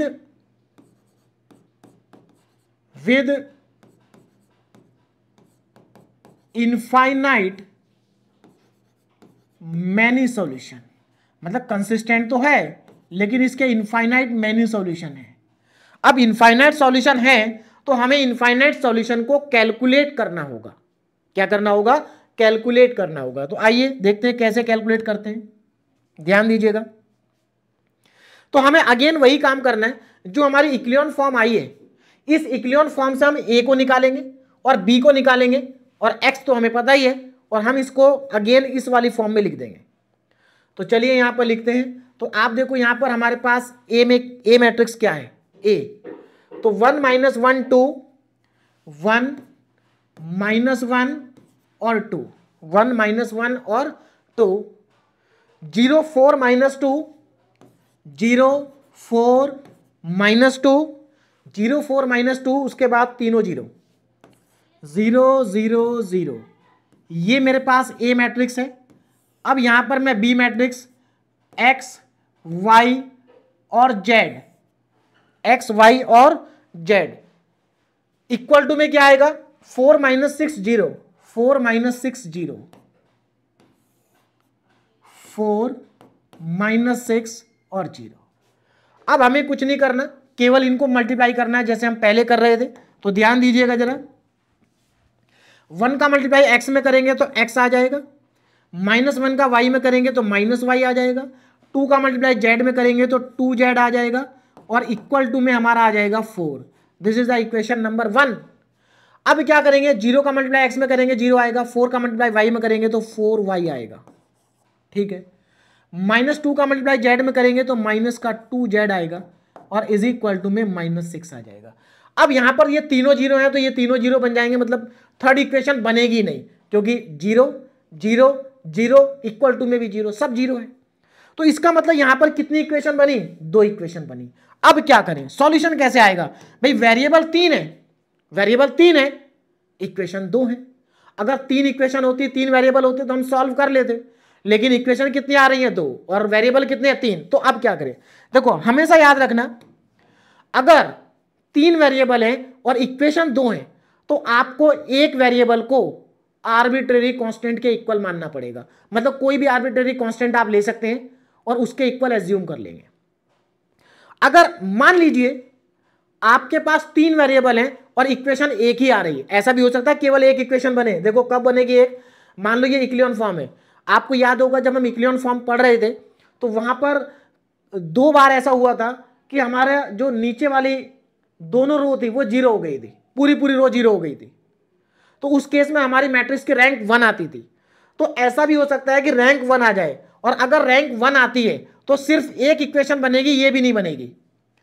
तो अगर 3 वेरिएबल है और 2 इक्वेशन बन रही है तो एक वेरिएबल को आप कांस्टेंट मान लेंगे, और अगर 3 वेरिएबल है और इक्वेशन एक ही बन रही है तो आप 2 वेरिएबल को कांस्टेंट के बराबर मान लेंगे। बात समझ में आ रही है? जैसे यहां पर मैं एज्यूम करने वाला हूं, तो यहां पर हम क्या करेंगे? लेट। अब देखो कौन से वेरिएबल को कांस्टेंट के बराबर मानेंगे। देखो ध्यान दीजिएगा, इन दोनों इक्वेशन में y भी कॉमन है और इन दोनों इक्वेशन में z भी कॉमन है। तो जो वेरिएबल कॉमन होता है उसको कांस्टेंट के इक्वल मानते हैं। y भी कॉमन है, z भी कॉमन है, तो आप किसी को भी मान सकते हैं। मैं y को मान लेता हूं, z को भी मान सकते हैं। मैंने मान लिया कि let y equal to k। y किसके बराबर है? k के बराबर है। k क्या है? k is any arbitrary constant, इसकी वैल्यू कुछ भी हो सकती है। बोलो बात समझ में आ रही है? अगर मान लीजिए आपके पास 3 वेरिएबल होते और इक्वेशन एक ही बनती, तो मैं क्या करता? 2 कांस्टेंट मानता, एक को k1 मान लेता, एक को k2 मान लेता। चलिए अब आगे देखो ना, तो ये मेरा k आ गया। अब मुझे क्या करना है? y की वैल्यू को k, देखो ये इक्वेशन 1 है, पहली बात तो इसको नंबरिंग कर देता हूं मैं, ये इक्वेशन 1 और ये इक्वेशन 2। तो इस y को उठा करके इक्वेशन नंबर 2 में पुट करेंगे, y को उठा करके इक्वेशन नंबर 2 में क्या करेंगे? पुट करेंगे। तो देखो अब हमें कितना मिलेगा, मैं इधर लिख लेता हूं, ध्यान दीजिएगा। इस y को इक्वेशन 2 में पुट कर दीजिए। तो मैं यहां पर लिख देता हूं put y in equation number 2। तो देखो अगर 2 में पुट करेंगे तो क्या आ जाएगा भाई 4k, देखो y की जगह मैंने k पुट कर दिया, -2z इक्वल टू में माइनस का 6। तो यहां से मुझे क्या कैलकुलेट करना है, z कैलकुलेट करना है। तो मैं एक काम करता हूं, z को उधर ले जाता हूं, 6 को इधर ले जाता हूं, तो ये बन जाएगा मेरा 2z equal to 4k plus 6। बोलो बात समझ में आ रही है? देखो मैंने क्या किया, 2z को उधर ले गया, 6 को इधर ले आया, तो 4k प्लस 6 हो गया। तो 2z equal to 4k plus 6। तो यहां से z की वैल्यू क्या आ जाएगी, यहां से z की वैल्यू आ जाएगी, देखो ये 2 है तो 2 से ये कितनी बार कटेगा 2 टाइम्स, तो 2k प्लस 3, ये मेरे पास आ गया z। तो देखो अब मेरे पास y की वैल्यू k है और z की वैल्यू 2k प्लस 3 है। तो अब क्या करेंगे ना, अब हम यहां पर पुट कर देंगे y and z in equation number 1। अब y और z को उठा के इक्वेशन नंबर 1 में पुट कर दो। तो देखिए पुट करने पर क्या आएगा, यहां पर देखो x कितना है, x तो कैलकुलेट करना है, माइनस y किसके बराबर है, k के बराबर है, और 2z प्लस 2z, ये हमारे पास z है, तो 2 का मल्टीप्लाई अगर मैं इसमें करूंगा तो ये 4k प्लस 6 हो जाएगा और इज इक्वल टू 4 है, इक्वल टू में कितना है 4। चलिए अब यहां से मुझे x को कैलकुलेट करना है। तो देखिए यहां से x कितना आएगा, x इज इक्वल टू, देखो 4k माइनस k 3k, और ये 3k जाएगा राइट साइड में, कहां जाएगा राइट साइड में। तो चलिए पहले मैं 2 स्टेप बना, यहां पर देखो ये आ गया मेरा x plus 3k is equal to, ये 6 उधर जाएगा तो बचेगा -2, तो यहां से x आ गया माइनस का 3k माइनस का 2। तो मेरे पास x भी आ गया, y भी आ गया, z भी आ गया। उठा के तीनों को एक साथ लिख दीजिए, उठा करके तीनों को एक साथ लिख देंगे। देखिए कैसे, x कितना है, यहां पर देखो y किसके बराबर है, k के बराबर है, y k के बराबर है। z किसके बराबर है, z हमारा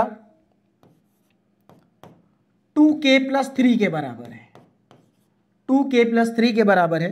और x किसके बराबर है, -3k माइनस 2 के बराबर है। तो ये है हमारा इनफाइनाइट सॉल्यूशन। अब कहेंगे सर आप ये इनफाइनाइट कैसे हो गया, देखो यहां पर हमारा जो x y z की वैल्यू आई है वो इन टर्म्स ऑफ k आई है, और k क्या, k कोई भी नंबर हो सकता है, तो k की जितनी वैल्यू होंगी उतनी हमारी x y z की वैल्यू भी होंगी। तो इसका मतलब k की वैल्यू तो इनफाइनाइट हो सकती है, तो x y z की वैल्यू भी इनफाइनाइट हो सकती है। तो कहने का मतलब ये है हमारा सॉल्यूशन क्या है, इनफाइनाइट सॉल्यूशन है, where k is arbitrary constant. अब एक चीज मैं आपको और क्लियर कर दूं, ये आंसर हो सकता है कि आपका मैच ना करे, है ना भाई, बुक में हो सकता है कुछ और दिया हो, मेरा हो सकता है कुछ और आ रहा हो, ऐसा पॉसिबल है। देखिए ऐसा क्यों पॉसिबल है, क्योंकि मैंने यहां पर y को k माना था, हो सकता है बुक में z को k मान ले, तो अगर z को k मानेंगे तो x y z की वैल्यू अलग आएंगी। बात समझ में आ रही है?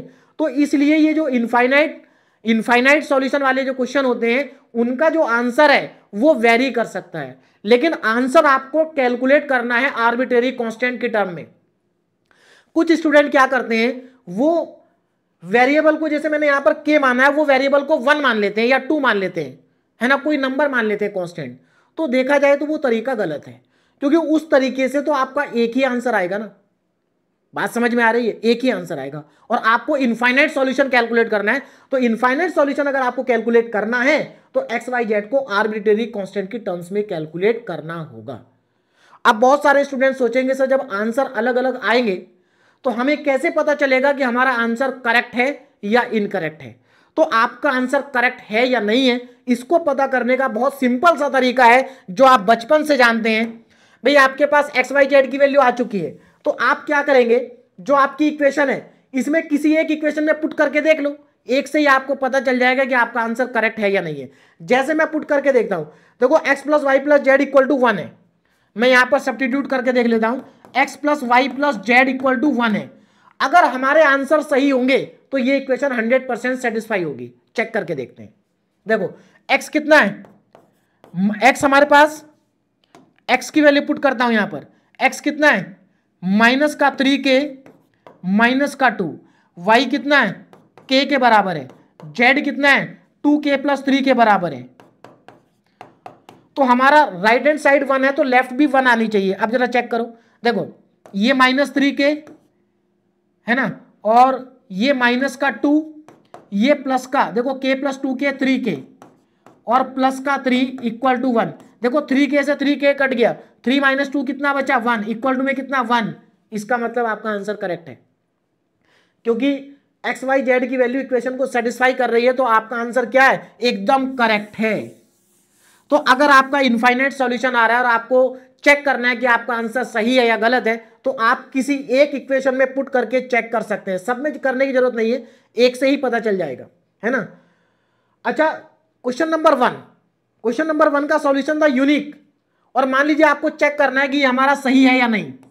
भाई एग्जाम में आप बैठे हैं, आपका आंसर आ चुका है और आपको ये चेक करना है कि आपका आंसर सही है या नहीं है, तो अगेन आप किसी एक इक्वेशन में पुट करके देखिए। मैं पहली इक्वेशन में पुट करके दिखाता हूं, x + y + z = 3। तो x + y + z = 3, तो लेफ्ट और राइट बराबर होना चाहिए। तो देखो x की वैल्यू कितनी है 2, y की वैल्यू कितनी है 1, z की वैल्यू कितनी है 0 = 3। देखो इधर भी 3 उधर भी 3, इसका मतलब आपका आंसर करेक्ट है। तो समझ में आ गया कैसे चेक करेंगे आंसर सही है या गलत है। तो मैंने आपको यूनिक सॉल्यूशन का क्वेश्चन भी करा दिया, इनफाइनाइट सॉल्यूशन का क्वेश्चन भी करा दिया। अब हम चलते हैं नेक्स्ट क्वेश्चन पे, ध्यान दीजिएगा। Test for consistency and solve, मतलब हमें चेक करना है कि ये सिस्टम कंसिस्टेंस है या नहीं है, और अगर कंसिस्टेंस होगा तो सॉल्व करेंगे, नहीं तो नहीं करेंगे। तो चलिए स्टार्ट करते हैं क्वेश्चन को। पहले प्रॉपर सीक्वेंस में लिखेंगे, प्रॉपर तरीके से इसको लिख लेते हैं। 2x - 3y + 7z = में 5, इक्वल टू में 5। 2x - 3y + 7z = में 5। अब x के नीचे x और y के नीचे y लिखेंगे। चलिए second equation, 3x + y - 3z = 13। 3x + y - 3z = 13। Next है 2x + 19y - 47z = में 32। अब आगे देखो ना, पहले इसको मैट्रिक्स फॉर्म में लिखेंगे, इन मैट्रिक्स फॉर्म, इन मैट्रिक्स फॉर्म।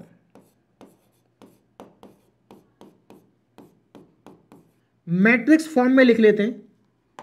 चलिए मैट्रिक्स फॉर्म, तो इसको मैट्रिक्स फॉर्म में लिखने जा रहा हूं, तो पहले हम कोफिशिएंट मैट्रिक्स लिखेंगे, मतलब ए लिखेंगे, उसके बाद एक्स लिखेंगे और उसके बाद में बी लिख देंगे। चलिए ध्यान दीजिएगा जरा, ए मैट्रिक्स, तो ए मैट्रिक्स क्या होगी, एक्स के कोफिशिएंट से फर्स्ट कॉलम बनेगा 2 3 2 2 3 2, जो वाई के कोफिशिएंट है उनसे सेकंड कॉलम बनेगा -3 1 और 19, -3 1 और 19, -3 1 और 19।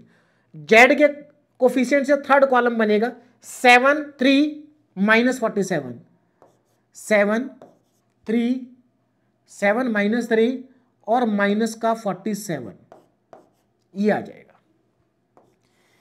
ये मैट्रिक्स ए, इसको मल्टीप्लाई करना है एक्स से, मतलब एक्स वाई और जेड से, और इक्वल टू में आ जाएगा कांस्टेंट मैट्रिक्स। कांस्टेंट मैट्रिक्स क्या है, 5 13 और 32, 5 13 और 32, ये हमारे पास आ जाएगा।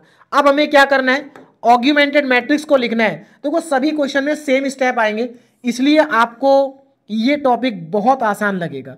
बस एक बार कॉन्सेप्ट को समझना है, प्रोसेस को समझना है, उसके बाद आप किसी भी क्वेश्चन को सॉल्व कर सकते हैं, है ना। तो ये तो आपको करना ही है। अब इसके बाद हम ऑग्यूमेंटेड मैट्रिक्स लिखेंगे। नाउ ऑग्यूमेंटेड मैट्रिक्स, तो मैट्रिक्स को यहां पर लिख देंगे,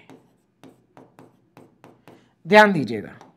देखिए तो अब तक सबको लिखना आ गया होगा, कैसे लिखते हैं, तो ए बी = ध्यान दीजिएगा फर्स्ट कॉलम है 2 3 2 2 3 2, सेकेंड कॉलम है -3 1 19, -3 1 और 19, थर्ड कॉलम है 7 -3 7 -3 और 7 -3 और माइनस का 47।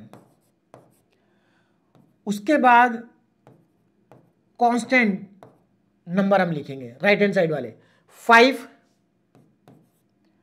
13 और 32, 5 13 और 32, ये हमारा बन जाएगा फोर्थ कॉलम। क्या बनेगा?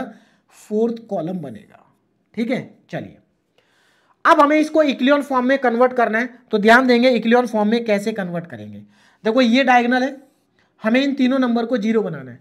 अब इन तीनों को जीरो कैसे बनाया जाए, देखो ध्यान से, यहां पर 2 है, अगर 1 होता तो हम डायरेक्ट बना देते, लेकिन यहां पर क्या है 2 लिखा है 1 नहीं लिखा है, तो क्या करें, यहां पर 3 लिखा है, तो हम इस जगह पर 3 बना सकते हैं। कैसे भाई, 3 में से आप 2 को माइनस कर दो तो यहां पर 1 बन जाएगा, या इस 3 में से 2 को माइनस कर दो तो भी यहां पर 1 बन जाएगा। तो एक काम करते हैं, पहले इसको 1 बना लेते हैं, उसके बाद इंटरचेंज कर लेंगे। भाई मान लीजिए आपको इस पोजीशन पर 1 बनाना है और आप 1 नहीं बना पा रहे आसानी से, तो आप एक काम करो, इसके नीचे कहीं पर भी 1 बना लो, अगर बनता है तो बाद में इंटरचेंज कर देना।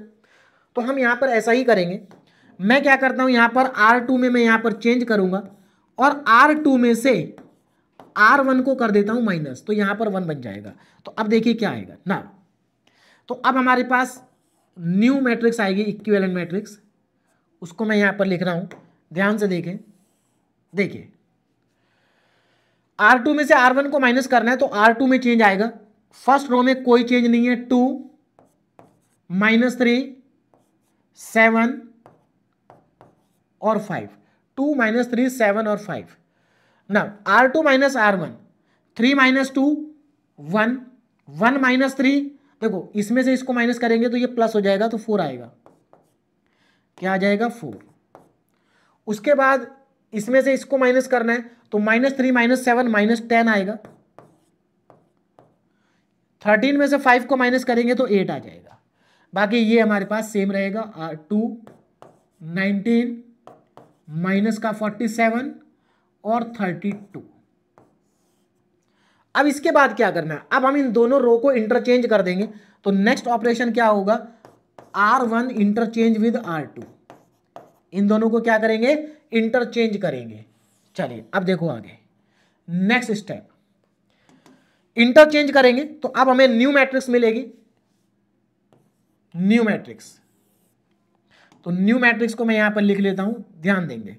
देखो R1 को R2 से इंटरचेंज करना है, तो R2 रो R1 में लिखेंगे, 1 4 -10 1 4 -10 और लास्ट में देखो 1 4 -10 और 8 इंटरचेंज हो गया। अब R1 को R2 में लिखेंगे, 2 -3 7 2 -3 और 7, 2 -3 और 7, और उसके बाद आएगा लास्ट में 5। तो दोनों रो इंटरचेंज हो चुकी है, थर्ड रो कॉपी कर देंगे, सेम है, 2 19 -47 और 32, ये आ जाएगा। अब क्या करें, अब देखो यहां पर 1 बन चुका है, अब इस 1 की हेल्प से हम इन दोनों को 0 बनाएंगे। क्या करेंगे? 0 बनाएंगे, है ना। दोनों जगह पर 2 2 है, हम दोनों को क्या कर देंगे, 0 बना देंगे। अब ध्यान दीजिएगा कैसे, देखो इसको 1 बनाया था 2, ठीक है ना। R1 में R2 में चेंज, R2 में change, R2 -2 times of R1, देखो R2 में change 2 times of R1, R3 में चेंज और R3 -2 टाइम्स ऑफ R1। समझ में आ गया ऑपरेशन। अब इनको अप्लाई कर देते हैं, तो अब हमें न्यू मैट्रिक्स मिलेगी जो कि इक्विवेलेंट होगी AB के। ध्यान दीजिएगा, फर्स्ट रो में कोई चेंज नहीं है, 1 4 -10 और सेमीकोलन के बाद 8, फर्स्ट रो में कोई चेंज नहीं है। सेकंड रो में चेंज आएगा, सेकंड रो में, चलिए मैं लिख करके दिखाता हूं। देखो सेकंड रो हमारे पास क्या है, 2 -3 7 और 5, इसमें से हमें माइनस करना है 2 R1, R1 को 2 से मल्टीप्लाई करके लिखेंगे, तो 2 2 4 जा 8 माइनस का 20 2 से मल्टीप्लाई करने पे और ये 16 और हमें करना है माइनस, तो साइन हो जाएगा चेंज। ये लीजिए क्या आ जाएगा, तो भाई ये तो आएगा 0 0, ये कितना आएगा माइनस का 11 माइनस का 11, ये कितना आएगा प्लस का 27 प्लस का 27 और ये कितना आएगा माइनस का 11 माइनस का 11। और आगे बढ़ते हैं, अब हम नेक्स्ट ऑपरेशन लगाते हैं R3 माइनस 2R1। तो पहले मैं R3 को लिख लेता हूं 2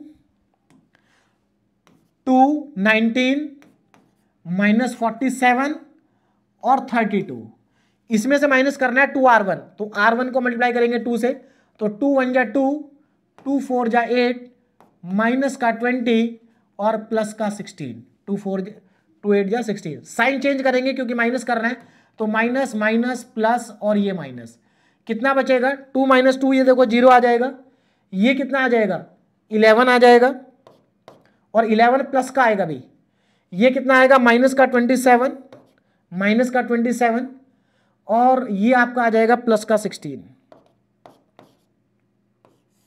ये हमारे पास आ चुका है। अब इसके आगे नेक्स्ट स्टेप क्या होगा, आप देखते हैं जरा कौन सा बच गया 0 बनने से। देखिए ये हमारे डायगोनल नंबर है, अब हमें इसको और 0 बनाना है, तो इसको 0 बनाना बहुत आसान है, ऊपर माइनस 11 लिखा, दोनों को ऐड कर दो 0 बन जाएगा। तो अब हम R3 में चेंज करेंगे और R3 में चेंज करके R3 प्लस R2 कर देंगे, R3 में चेंज और यहां पर R3 प्लस R2 कर देंगे। क्लियर है, R3 में चेंज R3 प्लस R2। तो देखो जब आप R3 में R2 को ऐड करोगे तो क्या होगा 0 प्लस 0 0, 11 माइनस 11 0, माइनस 20 प्लस 27 0, तो ये भी 0 आएगा, ये भी 0 आएगा, ये भी 0 आएगा, यहां पर बचेगा आपके पास प्लस का 5। क्या बचेगा प्लस का 5 बचेगा। तो इसका मतलब हमारे पास पूरी मैट्रिक्स कॉपी होगी, तो 1 4 माइनस 10 मैं यहां पर लिख लेता हूं 1 4 माइनस 10 सेमीकोलन 1 4 माइनस 10 और 8 आएगा भाई, क्या आएगा 8। सेकेंड रो में क्या आएगा 0 माइनस 11 27, 0 माइनस 11 27, 0 माइनस 11 27 और माइनस 11 इधर आ जाते हैं, 0 0 0 और उधर आएगा 5, तो 0 0 0 और यहां पर आ जाएगा 5, यही आएगा बिल्कुल। अब देखो आगे क्या इक्लियन फॉर्म बन चुकी है, बिल्कुल बन चुकी है। देखो ये डायगोनल था, इसके नीचे सब 0 बन गया, तो this is the echelon form. तो ये क्या है हमारे पास, ये है हमारे पास इक्लियन फॉर्म, इक्लियन फॉर्म। और जब इक्लियन फॉर्म बन जाती है तो अब हम रैंक बता सकते हैं ए की भी और बी की भी। तो यहां पर देखो मैट्रिक्स ए कहां तक है, ये मैट्रिक्स ए इतना इतना पार्ट, और इसमें देखो 2 नॉन जीरो रो है मैट्रिक्स ए में, तो इसका मतलब ए की रैंक कितनी है,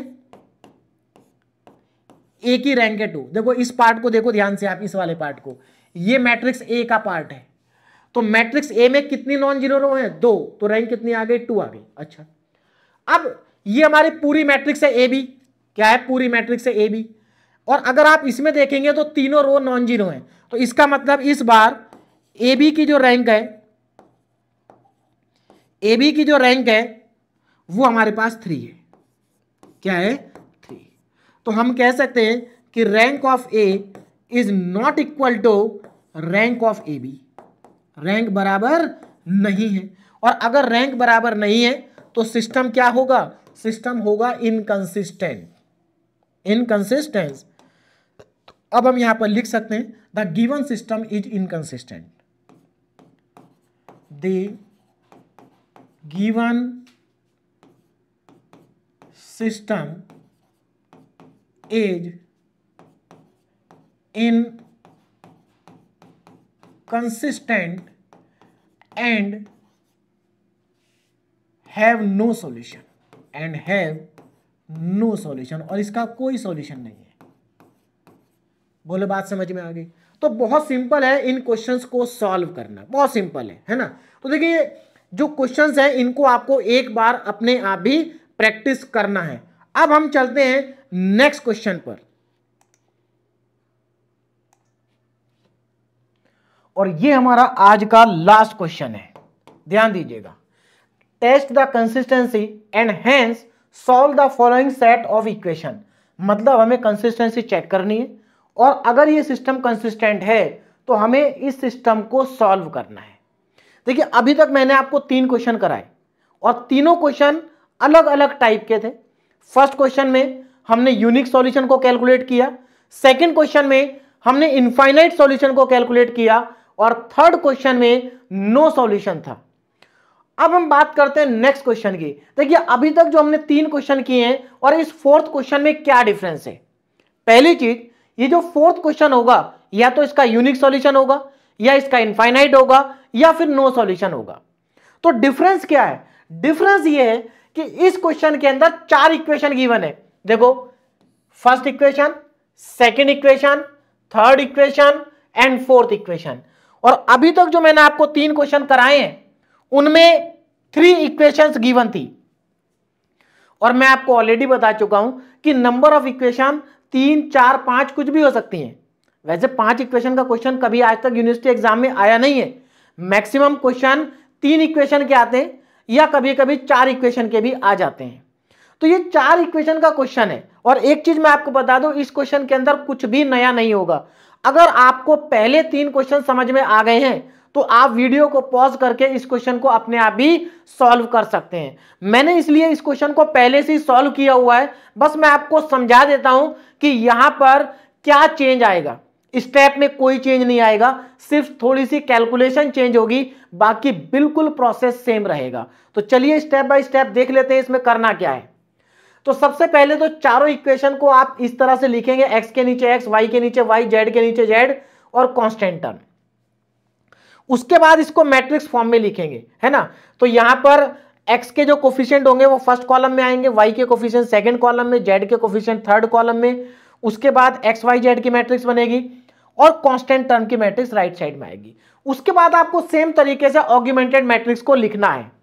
तो यहां पर जब आप ऑगमेंटेड मैट्रिक्स लिखेंगे तो पहले आप ए मैट्रिक्स को लिखेंगे, ये ए मैट्रिक्स है। उसके बाद आप इस बी मैट्रिक्स को लिखेंगे सेमीकोलन लगा के। क्लियर है? अब अगर आप ध्यान से देखें, अभी तक जो हमने 3 क्वेश्चन सॉल्व करे थे उन तीनों में हमारी ऑगमेंटेड मैट्रिक्स का ऑर्डर 3/4 का था, और यहां पर ऑगमेंटेड मैट्रिक्स का ऑर्डर 4/4 का है। तो कोई दिक्कत नहीं है, हम 4/4 को भी इक्विलिब्रियम फॉर्म में कन्वर्ट कर सकते हैं, क्योंकि हमें पता है कैसे कन्वर्ट करना है। देखिए, साइमल्टेनियस लीनियर इक्वेशन को अच्छे से समझने के लिए आपको पहले इक्विलिब्रियम फॉर्म पढ़ना चाहिए, है ना। चलिए, तो अब हम क्या करेंगे, इसको इक्विलिब्रियम फॉर्म में कन्वर्ट करेंगे। बहुत सिंपल है। इक्विलिब्रियम फॉर्म में कन्वर्ट करने के लिए डायगोनल के नीचे वाले नंबर को 0 करना है। तो पहले हम इन तीनों को एक साथ 0 कर सकते हैं। तो देखो, इसको 0 करना है तो R2 में चेंज करना पड़ेगा, R2 - 3R1। इसको 0 करना है तो R3 - 2R1, क्योंकि यहां पर 2 है। और अगर इसको 0 करना है तो R4 - R1। इस तरीके से ये तीनों एलिमेंट 0 हो जाएंगे, जैसा कि आप यहां पर देख सकते हैं, और यहां पर भी चेंजेस आएंगे। क्लियर है? चलिए, अब ये तीनों 0 हो गए। अब क्या करें? अब देखो, हमें तो अभी डायगोनल हमारा ये, अभी हमें इन तीनों को भी 0 बनाना है। तो क्या करें? अब हम इस -7 की हेल्प से इन दोनों को 0 बनाएंगे, लेकिन अगर आप -7 की हेल्प से बनाएंगे तो थोड़ा सा कैलकुलेशन टफ हो जाएगी। तो एक काम करते हैं, पहले इस पोजीशन पर 1 बना लेते हैं। 1 बना लो या -1 बना लो, बात एक ही है। इस पोजीशन पर, और इस पोजीशन पर 1 कैसे बनेगा? बहुत सिंपल है भाई, ये -7 है, ये -6 है, इसमें से इसको माइनस कर दो तो यहां पर -1 बन जाएगा। भाई -7 में से अगर आप -6 को माइनस करोगे तो -7 + 6 हो जाएगा, -1 आएगा। तो आपको सिंपली यहां पर R2 में से R3 को क्या करना है? माइनस करना है। तो जब आप R2 में से R3 को माइनस करेंगे तो 0 - 0 0, -7 में से इसको माइनस करेंगे -1, 5 में से 5 को माइनस करेंगे 0, -8 में से इसको माइनस करेंगे तो -4। क्लियर है? अब हमारा यहां पर 1 बन चुका है। अब इस 1 की हेल्प से हम इन दोनों को 0 बना सकते हैं। कैसे? देखो, ये -6 है, इसमें +6 ऐड करो, 0 बन जाएगा। तो एक काम करो, इसको -6 से मल्टीप्लाई करके इसमें ऐड कर दो। कैसे? देखो, R3 में change, R3 - 6 times of R2। Similarly इसको 0 करना है तो R3 में से -3 टाइम्स ऑफ R2 कर दीजिए। तो आपका ये भी 0 बन जाएगा और ये भी 0 बन जाएगा, आपके पास कुछ इस तरीके की मैट्रिक्स आ जाएगी। अब आपको क्या करना है, देखो आपका डायगोनल ये है, अभी आपको इसको और 0 बनाना है। तो इसको 0 बनाने के लिए हम एक काम करते हैं, पहले यहां पर 1 बना लेते हैं, और यहां पर 1 बनाना आसान है। इस R3 रो को 5 से डिवाइड कर दीजिए, तो R3 को जब आप 5 से डिवाइड कर देंगे तो ये आ जाएगा।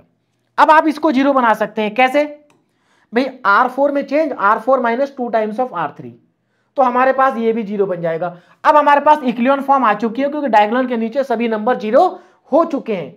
अब आपको क्या करना है, ये इक्लियन फॉर्म है, यहां से ए की रैंक लिखनी है।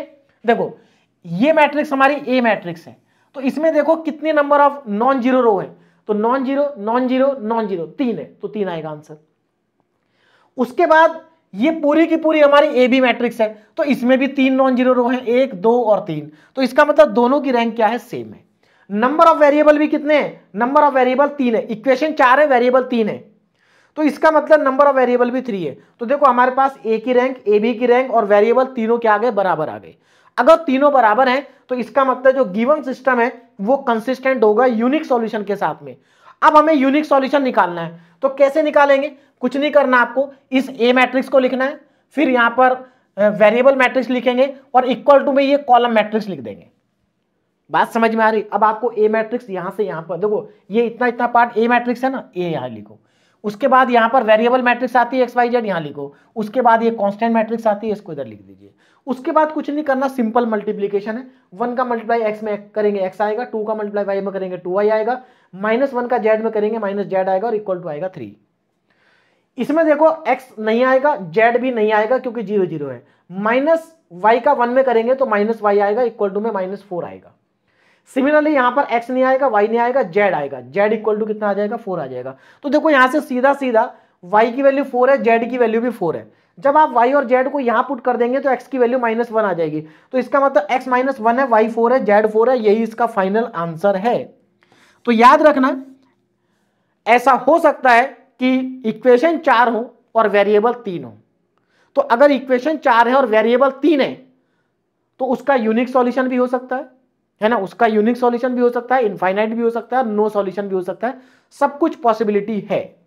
क्लियर है। चलिए, तो यहां पर आज मैंने आपको 4 टाइप के क्वेश्चन कराए, है ना। वैसे तो 3 ही टाइप के क्वेश्चन है। कौन कौन से 3 टाइप के, यूनिक सॉल्यूशन, इनफाइनाइट सॉल्यूशन और नो सॉल्यूशन, है ना। तो यहां पर मैंने आपको जो क्वेश्चन आज कराए हैं 3 वेरिएबल के कराए हैं, सभी हमारे पास क्वेश्चन यहां पर 3 वेरिएबल के थे, है ना। लास्ट क्वेश्चन में वेरिएबल 3 थे लेकिन इक्वेशन 4 थी। अब हम नेक्स्ट लेक्चर के अंदर ऐसा क्वेश्चन सॉल्व करेंगे जहां पर वेरिएबल 4 होंगे लेकिन इक्वेशन 3 होंगी, वेरिएबल 4 होंगे इक्वेशन 3 होगी।